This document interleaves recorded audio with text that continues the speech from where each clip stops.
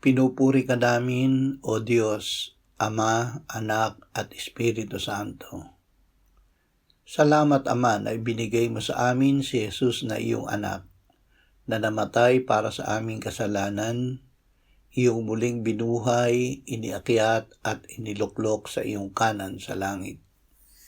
Salamat na ibinigay mo sa amin ang iyong banal na Espiritu, at sa pamamagitan niya ay ibinuhos mo ang iyong pag-ibig sa aming puso. Ama, linisin mo ang lahat ng aming karumihan at Diyos-Diyosan.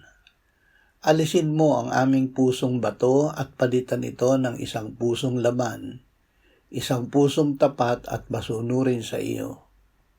O Espiritu Santo, akayin mo kaming mamuhay ayon sa salita ng Diyos at manatiling tapat sa pananampalataya sa Ama at kay Jesus. Amen.